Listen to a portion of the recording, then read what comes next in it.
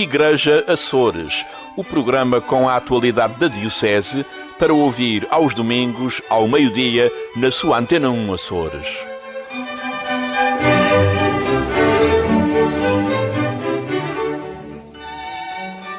Boa tarde, bem-vindo ao Igreja Açores deste 5 de novembro.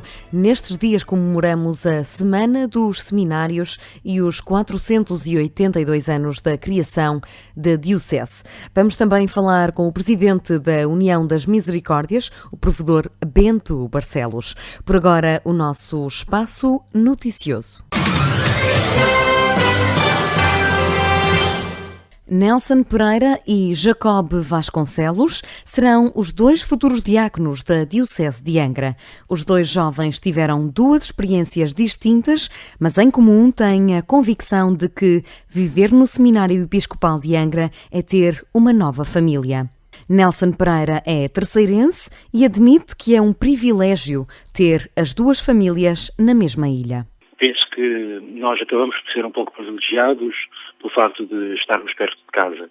E isto a nível quer emocional, sentimental, mas também a outros níveis mais práticos tem muitas vantagens.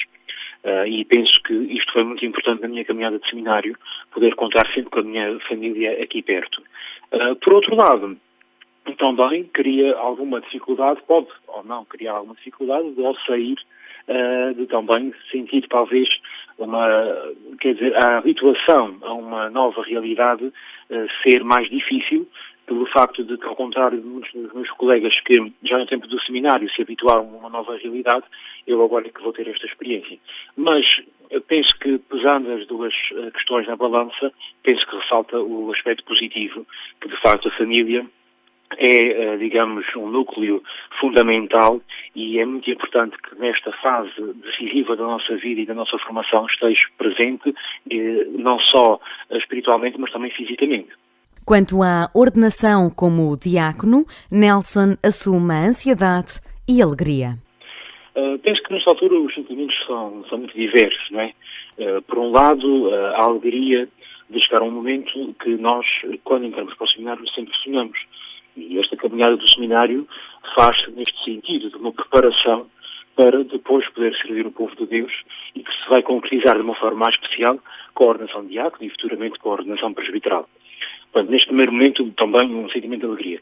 Por outro lado, também um sentimento de ansiedade, sobretudo ao ver este tempo a aproximar, a ansiedade de poder corresponder com as exigências que o Evangelho nos traz, que a Igreja nos deixa também para este serviço e também de responder às expectativas que o povo de Deus tem para aqueles que servem a Igreja na forma ministerial e no ministério ordenado.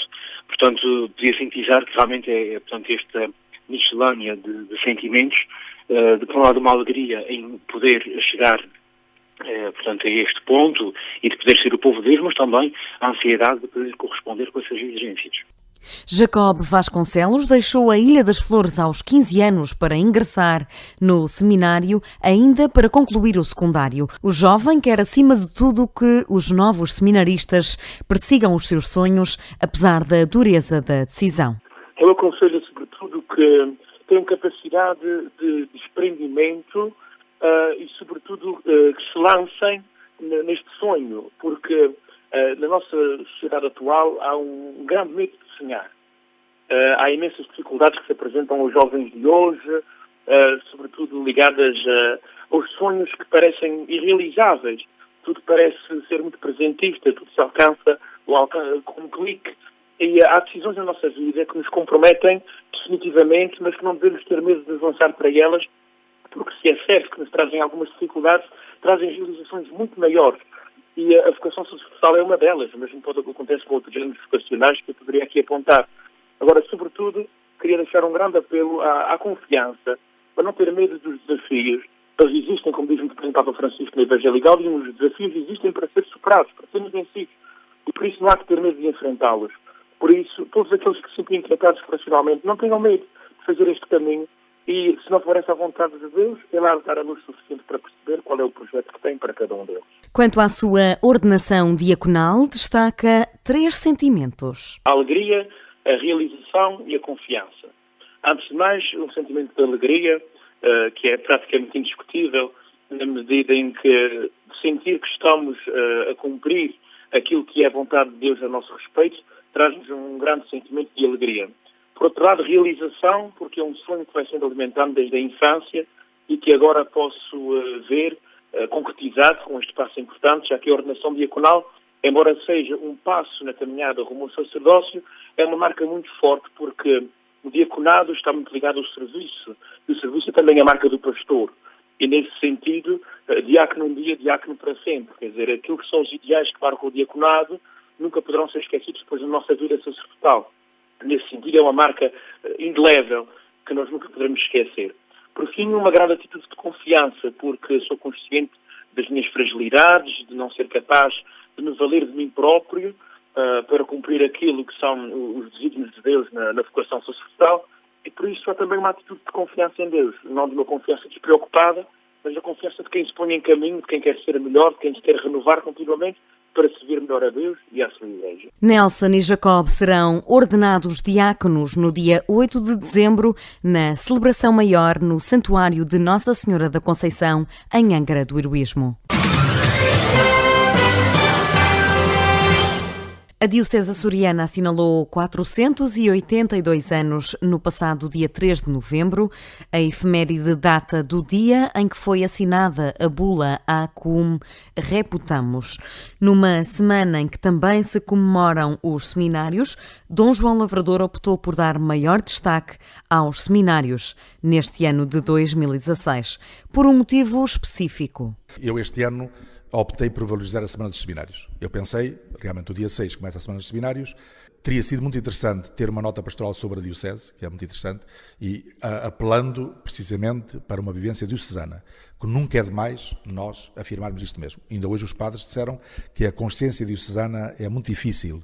Os leigos, numa grande maioria, não a têm, e é preciso vincar muito que a Igreja é essencialmente diocesana e que as paróquias são realidades pastorais integradas na própria Diocese. Isto é um trabalho que tem que se ir construindo. Nós já temos 50 anos de concílio onde isto está muito bem definido, mas ainda não alcançamos depois na vida prática e na consciência dos próprios cristãos. Portanto, essa seria. Mas eu penso que, dado o primeiro ano e o valor que os seminários têm para nós, sobretudo o nosso seminário aqui, eu optei por fazer uma nota pastoral sobre a Semana dos Seminários e interpelar os cristãos para o seminário e para a vida do seminário e para o interesse que o seminário tem para todos nós. Isto não invalida realmente os eventos, todos já estão interligados, não é? No domingo, o dia da Igreja Diocesana, começa também a Semana dos Seminários e eu penso que há aqui uma interligação. O sinal levantado na Diocese sobre a consciência do chamamento e da resposta de todos os cristãos, de todos, é precisamente o seminário. Porque aqui está, podemos assim dizer, quase podíamos dizer, aquele requinte de vocação, aquela purificação de vocação que é a vocação sacerdotal, que está à frente, que preside, mas está a despertar todos os cristãos para o chamamento e para a sua própria vocação. Daqui também tem que haver uma interpelação à vocação matrimonial, à vocação de consagração, à vocação missionária, tudo isto tem que estar a partir daqui. E por isso eu penso que a Diocese só tem a lucrar por valorizar o seminário, por valorizar esta comunidade que está aqui, por se interessar pelo seminário, porque dele vem precisamente depois aqueles que hão de presidir e que hão de ajudar a que cada um descubra a sua própria vocação no meio do mundo. E esta é a nossa função.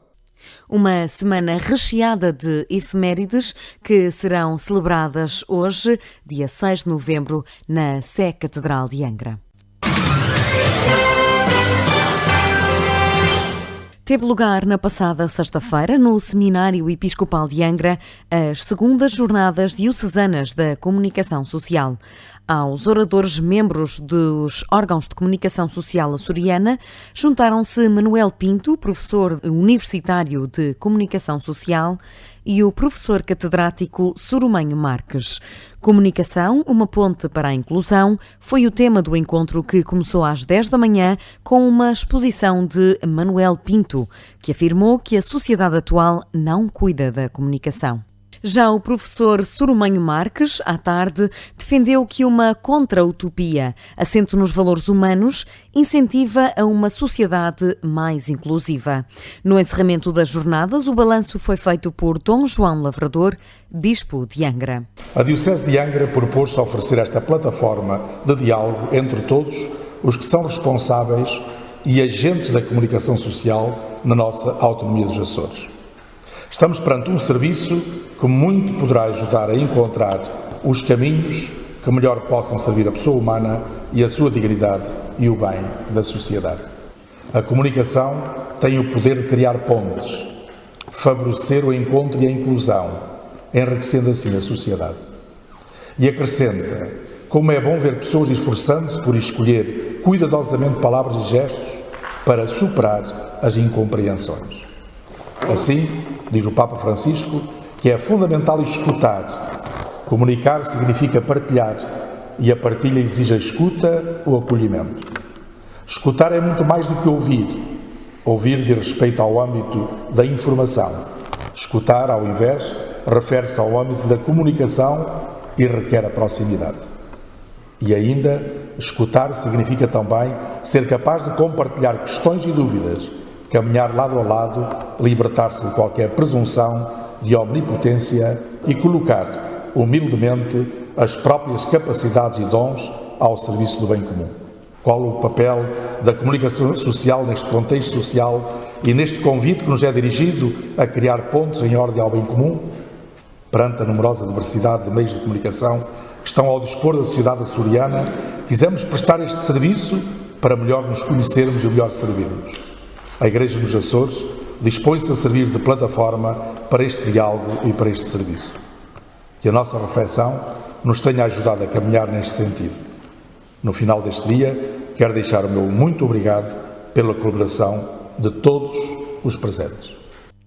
Um balanço positivo e a promessa de que no próximo ano as jornadas aconteçam noutra ilha, já que o objetivo do Serviço Diocesano para as Comunicações Sociais é descentralizar o debate e fazê-lo acontecer em toda a realidade arquipelágica da Diocese açoriana.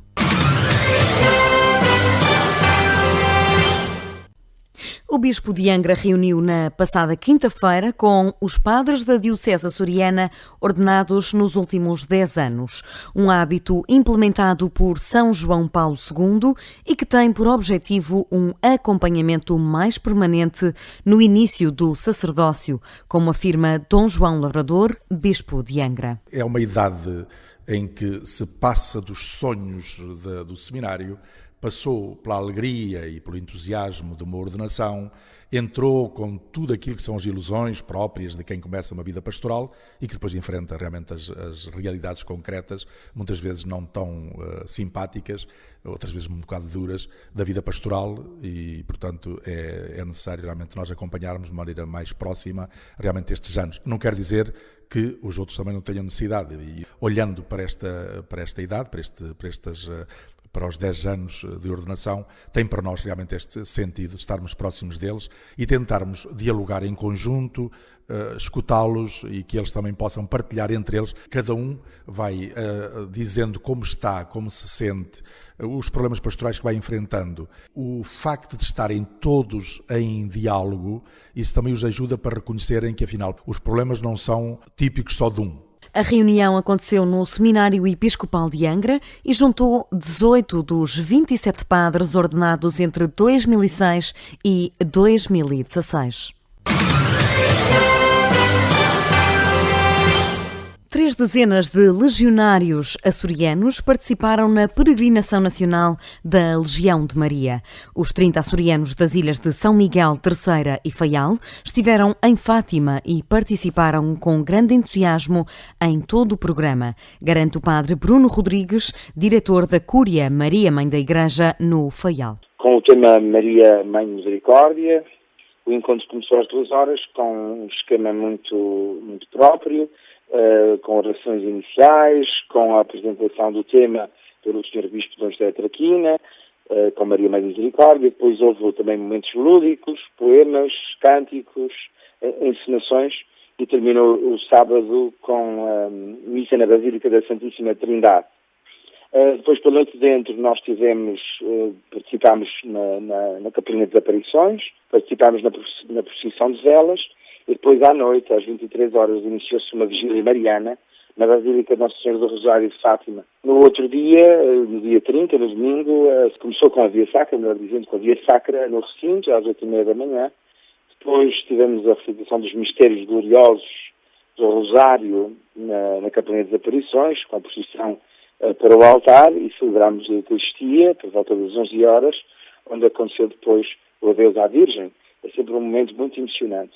Muito emocionante é, de facto, vermos no rosto das pessoas que estiveram presentes, e sobretudo os que foram pela primeira vez, mas depois no contato com todos os outros legionários, é sempre uma alegria imensa ver que há outros que também partilham do mesmo carisma que nós, que há outros que sentem as mesmas necessidades, e a alegria de sermos enviados pelo Espírito Santo e por Maria.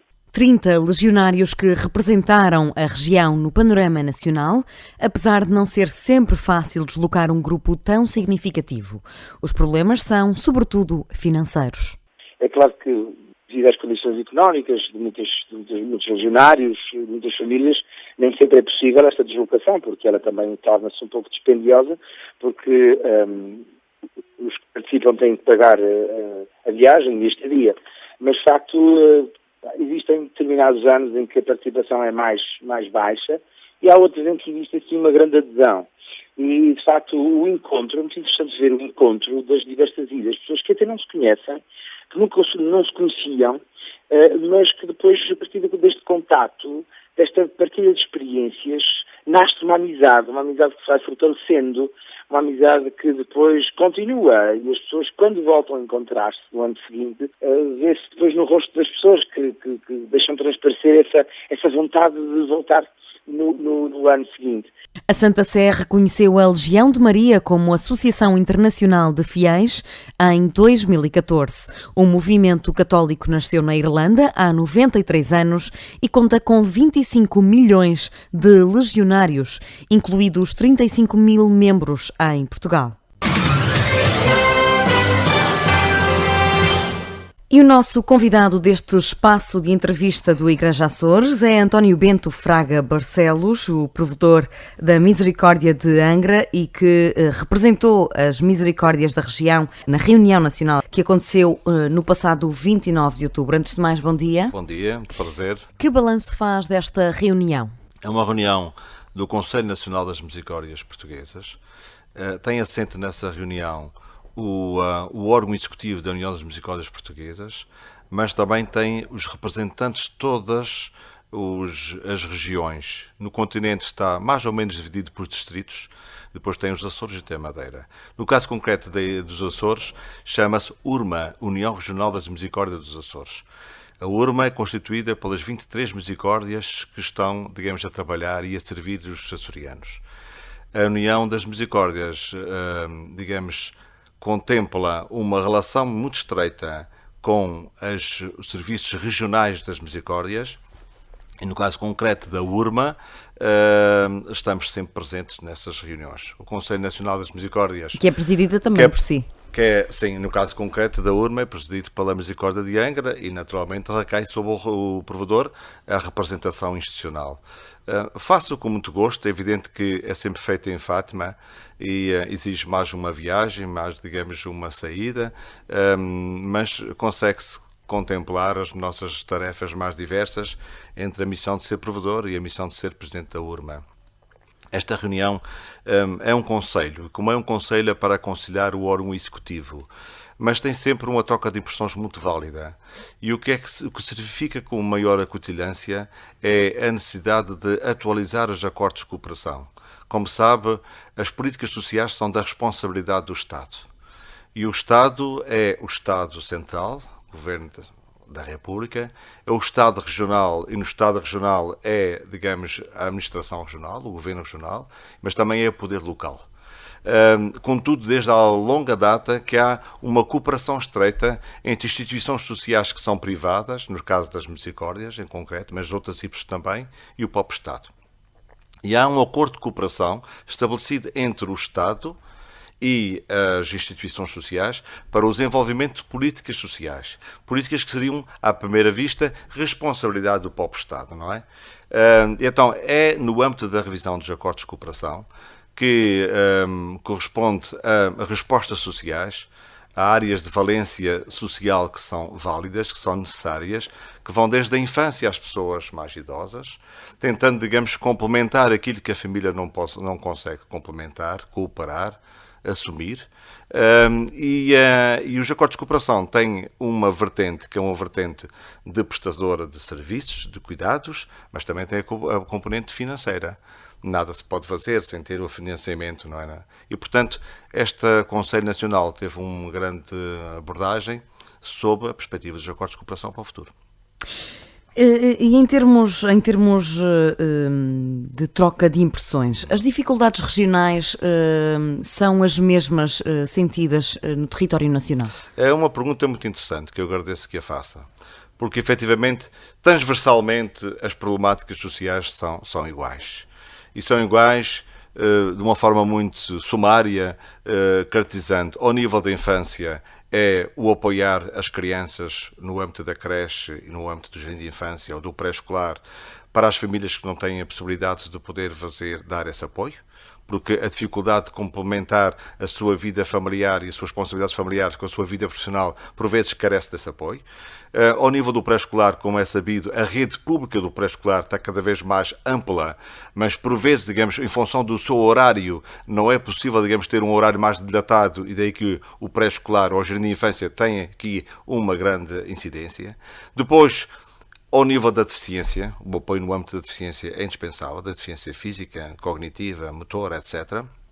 Ao nível depois das escolas profissionais, há um papel fundamental de complementaridade entre o ensino público e o ensino profissional na visão mesmo, digamos, da preparação para a vida ativa e depois no apoio às pessoas idosas. Nesse quadro, o contexto é um contexto nacional e de grande, digamos, de grande similitude. No caso concreto dos Açores, em que é que eu posso, digamos, evidenciar como algo um pouco mais diferente? É que nós somos uma realidade arquipelágica. E como realidade arquipelágica, cada ilha tem, digamos, a necessidade de dar resposta às suas problemáticas sociais. Enquanto que no continente existe a possibilidade de cooperação entre mais diversas instituições, que por vezes até não são do mesmo distrito, não são do mesmo concelho. No caso, digamos, dos Açores, nós temos que na Ilha Terceira, o caso concreto, para dar o exemplo da Ilha Terceira, as instituições sociais têm que, em parceria entre elas, corresponder às necessidades, digamos, das respostas sociais à sua população. Essa é apenas uma diferenciação mais marcada pela realidade territorial do que propriamente pela realidade sociológica, ou antropológica e social. Qual é, de uma forma breve, e se é que é possível compilar em alguns minutos, a realidade das misericórdias na região? Bom, é uma pergunta complexa que exigiria, de fato, mais tempo para poder, digamos, abordá-la. As misericórdias têm um papel fundamental. Não são as únicas que estão no âmbito das respostas sociais. Todas as outras instituições particulares de solidariedade social estão também, digamos, no âmbito de servir aqueles que mais precisam. E todos nós precisamos uns dos outros. Obviamente que há famílias e há pessoas que precisam mais de ajudas do que outras. As misericórdias têm uma particularidade que as distingue em relação às outras. São todas constituídas com base no princípio da doutrina social da Igreja e têm, digamos, uma origem e uma fundação de âmbito canónico, têm uma ligação à Igreja Católica. Foram criadas, como é sabido, desde o final do século XV. O caso da Misericórdia de Angra é contemporânea da Misericórdia de Lisboa, portanto, e Praia da Vitória também, são misericórdias que estão na gênese de todas as misericórdias. Mas o que a matriz fundamental das misericórdias, no seu papel de apoio social àqueles que mais precisam, é fundamentalmente essa de os seus estatutos, o seu compromisso, alicerça-se na filosofia e na prática da doutrina social da Igreja. Nós temos 23 misericórdias para 9 ilhas e para 19 concelhos. Isto quer dizer, como o caso da Ilha Terceira, Concelho de Angra do Heroísmo, há 3 misericórdias no Concelho de Angra do Heroísmo. E, portanto, tem cada vez mais, se existe já um espírito de cooperação, aumentar a cooperação entre elas. Cada vez mais, o princípio da parceria da conjugação de esforços vai ser um princípio que tem que ter grande e plena atividade.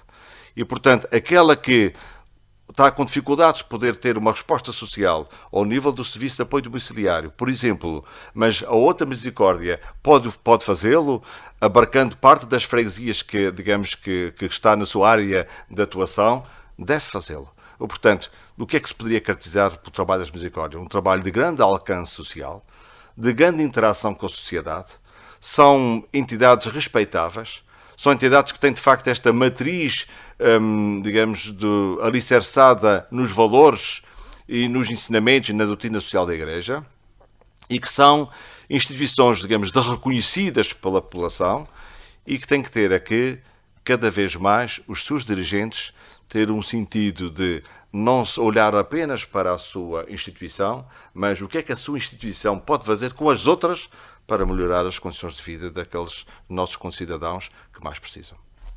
É provedor há 3 anos. O que é que qual é que tem sido a evolução ou os maiores desafios? O que é que tem mudado nestes últimos 3 anos? Permite-me, eu vou um pouco mais atrás. Eu tive a particularidade na minha vida, os contextos da vida nos levam, por vezes, a assumir funções que mais tarde vão ser úteis nas nossas vidas. Eu fui diretor regional de Segurança Social nos anos 90 e antes tinha sido chefe de gabinete da Secretaria Regional da Saúde e Segurança Social. Ou seja, há muito que estou ligado à área das políticas sociais. Depois fui secretário regional de Educação e Cultura, também é da área social, a área da educação e da cultura. Depois, mais tarde, fui deputado e fui novamente membro da Comissão Parlamentar dos Assuntos Sociais. Isto quer dizer que não estou aqui a fazer uma biografia, nem de forma nenhuma qualquer autoelogio por aquilo que eu, digamos, pude fazer ao servir a região autónoma dos Açores, mas só para dizer que quem fica ligado a uma área social fica marcado por essa área social. Não obstante a minha formação académica ser da área da História e da Ciência Política, principalmente Ciência Política mais as cadeiras do 4º e 5º ano, no meio tempo ainda era bacharelato de 3 anos e mais 2 anos de licenciatura. Mas só para dizer que, e nesses 2 anos, digamos, houve como uma conjugação de várias cadeiras que se orientaram um pouco mais para a história institucional e política, mas só para dizer que, a partir da altura em que eu tive a possibilidade de me envolver com as áreas sociais, e a história é também uma ciência social. Percebeu que era essa a sua praia? Percebi que, digamos, que é uma área apaixonante quanto desafiante, mas extremamente complexa. Agora vou para a sua pergunta. Qual é a complexidade dos últimos anos? Quando envolvi destes anos e depois de ter deixado a vida pública e política, ter voltado ao meu lugar de origem por pouco tempo, e ao ser candidato à Misericórdia de Angra, e estando servindo a Misericórdia há quase 3 anos, entre aquilo que é uma realidade que nós conhecemos, ligados a departamentos ou da Administração Regional, ou neste caso também, na última fase, da Assembleia Legislativa Regional, e a realidade do terreno vai a uma certa distância. Ou seja, ser provedor da Misericórdia contata mais de perto com a realidade das problemáticas sociais. Das pessoas, digamos, que têm limitações para comprar os seus medicamentos, das pessoas que estão a perder capacidade para estarem, digamos, na sua casa, das pessoas que estão a criar situações de maior dependência, etc. Há menos intermediários, o contato é mais direto. Esse contato é mais direto. E chega, normalmente, à Misericórdia por via ou da equipa técnica ou dos seus dirigentes. Nos seus dirigentes, nomeadamente, que é a mesa administrativa, que é o órgão executivo, que é o governo, digamos, de uma Misericórdia, na primeira linha está o provedor. E tendo em conta que eu estou a dedicar-me a tempo inteiro à missão de provedor, uma vez que desde o ano passado me aposentei da minha carreira de quadro superior da Administração Regional, o que eu posso agora dizer é, entre a minha experiência que foi acumulada, que me permite eu melhor conhecer os problemas, digamos, da nossa sociedade, os problemas sociais da nossa sociedade, e a realidade concreta do contato direto interpessoal com as pessoas que mais precisam, vai a alguma distância, mas permite muito compreender as problemáticas, digamos, que neste momento existem. E elas estão fundamentalmente localizadas no âmbito de 3 aspectos. Primeiro é a grande dúvida do futuro quanto à empregabilidade. Uma procura enorme, digamos, pela necessidade do emprego. Cada vez mais, e felizmente, temos novos quadros. jovens que fizeram o ensino secundário, uns que caminharam para o Politécnico, outros que foram para as universidades. E a expectativa que esses jovens têm é de servirem a comunidade de onde emanam. E nós estamos com uma grande dificuldade, que foi com esta alteração do regime jurídico da aposentação, que levou a um maior número de anos de serviço e anos de idade para se aposentar. Tem muitos a tentar, digamos, fazer o seu serviço, mas que a idade ou a doença já não lhes permite. E quantos são os jovens que estão no exterior e, digamos, a quererem apresentar as suas candidaturas ávidos de trabalhar. Este é um dos problemas, de facto, que é a segurança que a empregabilidade também gera e que determina opções da sua vida. Opções, digamos, se tem uma relação afetiva, digamos, enfim, que levará ao casamento, a questões, digamos, de constituir família, de poder fazer o investimento de ter a sua casa. Portanto, essa é uma realidade. A outra realidade que, digamos, que se nos impõe, como também desafiante e complexa, são as dependências. Infelizmente, e graça também muito na juventude, a dependência do álcool, a dependência das drogas, a dependência do tabaco, a dependência das novas tecnologias de comunicação, nomeadamente da internet, do Facebook, e, portanto, perdem tempos, digamos, consideráveis da vida nisso, quando seria, não quer dizer que isso também não seja útil, mas de uma forma moderada. Aliás, o Papa Francisco já chamou a atenção exatamente para isso, numa pedagogia, numa catequese, que é preciso termos e levá-la sempre por diante, e esse foi um grande exemplo, que seriam úteis para se autoprepararem, continuarem a preparar-se para a vida futura, a vida pessoal, familiar, societal, mas também profissional. E isso é algo que preocupa. O que leva por vezes é um vazio de projetos. E depois temos uma área que é uma área muito complexa, que é cada vez mais as famílias não são famílias alargadas, não são famílias nucleares, são por vezes famílias monoparentais. Cada vez mais as pessoas não estão em casa e os mais idosos ou os mais dependentes, que por vezes não são idosos, mas que devido à doença ou à deficiência, digamos, precisam ter apoio e não têm o apoio no seio da própria família. Essa é a prioridade. Estão virados muito para si próprios, numa situação de solidão e de falta de cuidados que são essenciais para a dignidade humana. E, portanto, essa é uma área extremamente, digamos, acutilhante, extremamente exigente, porque ao mesmo tempo que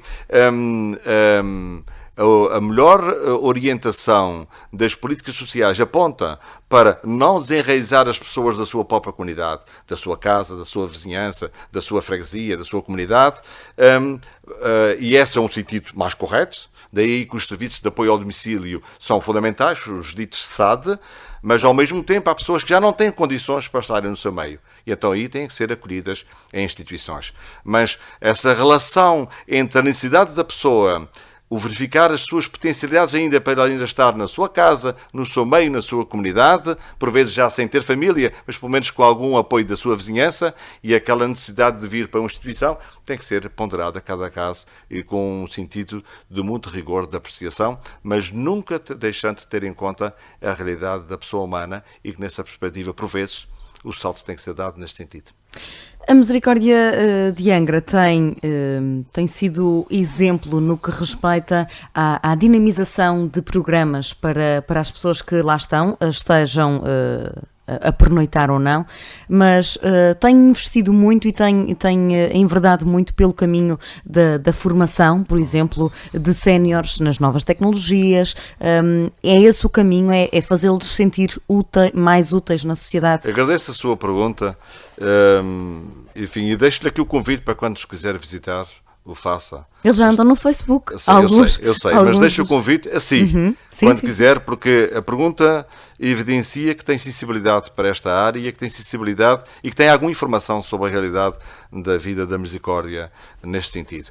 De facto, ainda antes de nós entrarmos, a atual equipa dirigente dos órgãos sociais, os órgãos sociais, os anteriores responsáveis, tiveram de facto essa preocupação, até de introduzir a internet, dar, digamos, uma informação de base para poderem, por exemplo, contatar com os seus familiares que estão ausentes nos Estados Unidos ou no Canadá, nesta realidade que se impõe a todos nós da imigração, que temos sempre familiares que estão ausentes. Ou filhos, cada vez filhos. mais. E, portanto, nós fizemos um esforço anterior, digamos, a administração da Santa Casa, a sua mesa administrativa, o seu órgão executivo, fez também, digamos, um esforço nesse sentido e foi pioneiro, digamos, numa sala de aprendizagem informática nesse sentido. Nós estamos a dar continuidade, agora melhorando até os equipamentos que permitam para melhor acessibilidade às pessoas que começam a ter mais dificuldades de visão, digamos, do tato, e, portanto, adequando esses equipamentos às limitações das próprias pessoas, mas cada vez mais se impõe que a formação seja bionífica, ou seja, uma formação dos quadros técnicos e a formação dos nossos utentes para potenciar as novas tecnologias e as novas formas de prestar-lhes cuidados. E, portanto, agora... Não só os cuidados básicos de saúde e de alimentação, com certeza, mas continuar também esta formação. Mas também estes. Devo dizer, por exemplo, que há já um senhor que aprendeu a ler e a escrever, e esse senhor com potencialidades, porque tem e que escreveu um livro, não foi? Exatamente, tem imenso jeito para rimar, é um improvisador, não é? E portanto, esse senhor, de uma forma ainda muito, digamos, muito rudimentar, na utilização, digamos, da palavra escrita e da palavra lida, mas deu aqui um salto de poder potenciar os seus próprios talentos. Ora, isso é um exemplo muito claro de que até ao limite das nossas forças há sempre capacidade humana para progredirmos. E esse progresso com a dignidade humana e no respeito, digamos, pelas condições de cada um, é algo que nunca pode ter, digamos, ser esquecido numa Misericórdia. Pela realidade nacional que conheceu na reunião a 29 de outubro, há muitas misericórdias que vão seguindo e que têm a noção de que este é o caminho da formação, não interessa a idade. Eu devo dizer, para esclarecimento seu e de quem nos está a ouvir, que eu cumprimento, o Conselho Nacional das Misericórdias reúne 2 vezes por ano, ordinariamente, por vezes pode reunir extraordinariamente. E há também uma Assembleia Geral, essa é anual. Nas funções que, digamos, que tenho ou que sirvo, às Misericórdias dos Açores, no âmbito da URMA, tento estar sempre presente nessas reuniões. E o que se vai verificando cada vez mais é que todas as Misericórdias estão nesta linha, digamos, de desenvolvimento. E devo dizer que algumas a passos muito mais avançados do que a nossa. Temos consciência disso. É evidente que tem uma realidade, que é a realidade, digamos, de melhor acessibilidade às fontes de informação, aos apoios, à interação com outras misericórdias, a poderem estar presentes em seminários, em workshops, em conferências, porque metem-se no carro e passado 1 hora ou 2 estão a 150 km ou a 200 km. Nós não. Nós temos que nos meter no avião. E não é a questão, digamos, da viagem de avião, por vezes também é cansativa, mas é a realidade o impacto financeiro que têm as nossas locações. Não obstante, minimizado agora com esse sistema que, digamos, que existe do reembolso, mas seja como for, de facto, isso tem outro alcance limitativo para podermos estar naquilo que são os fóruns do pensamento, da reflexão, da inteligência, que visa a modernidade das respostas sociais. Mas todas estão a fazer este esforço.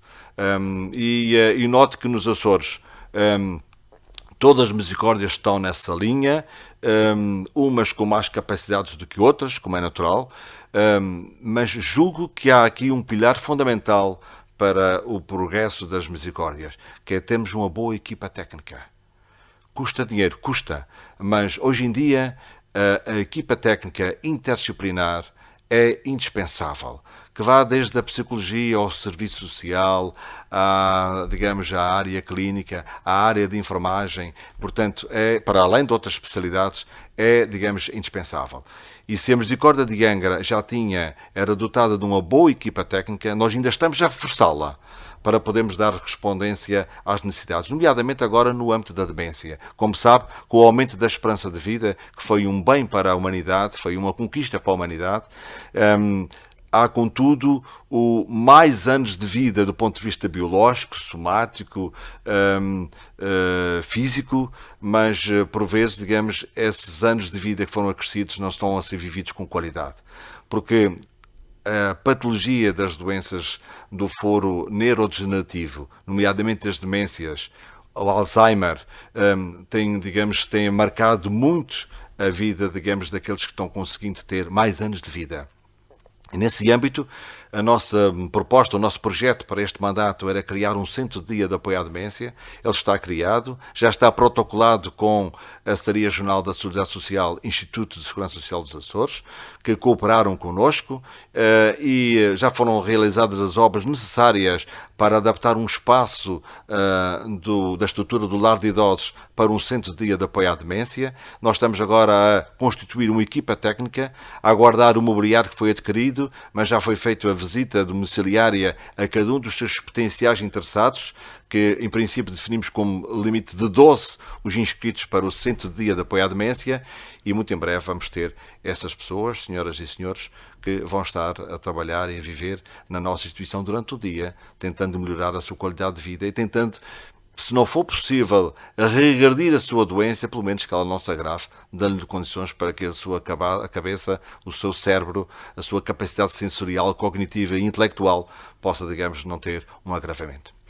Bento Barcelos, o tempo esgota-se muito rapidamente quando estamos nestas entrevistas, mas é viável pensar-se que as misericórdias podiam dar uma resposta total a todas as solicitações, ou isto é uma ideia utópica nos Açores? Sim,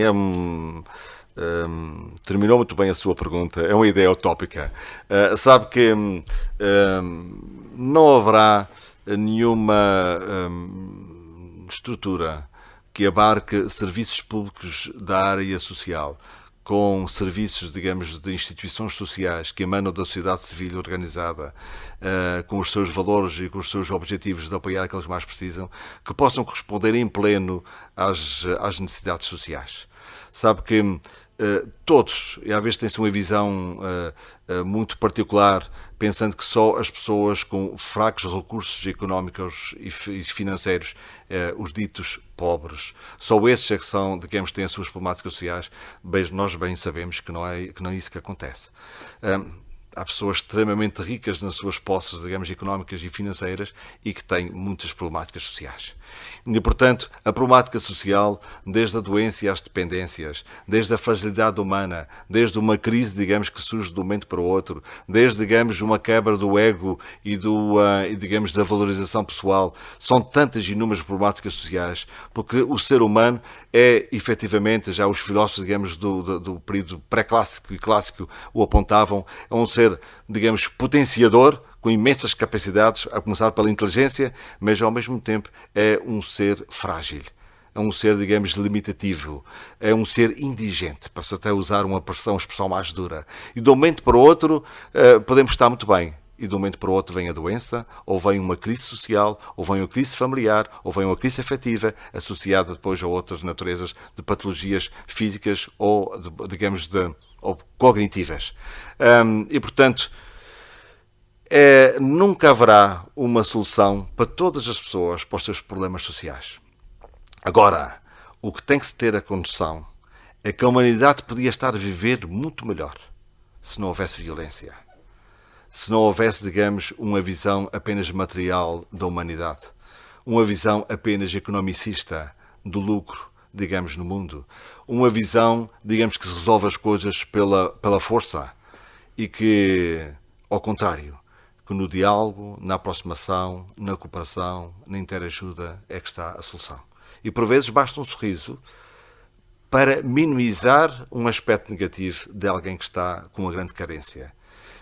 E, portanto, responder à sua pergunta, não haverá políticas governamentais nem instituições sociais que correspondam de todo aos problemas sociais de uma sociedade, de uma comunidade ou da pessoa humana. Mas muito está sendo feito, mas muito ainda falta por fazer. E onde está o homem, está sempre todas as capacidades que ele tem, mas também todas as limitações que pode ter de um momento para o outro. Que bela forma de terminarmos a nossa conversa. Bento Barcelos, obrigada por ter vindo ao Igreja Açores.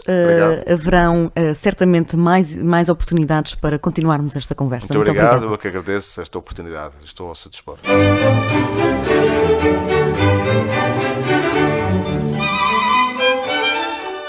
Igreja Açores, o programa com a atualidade da Diocese para ouvir aos domingos, ao meio-dia, na sua Antena 1 Açores.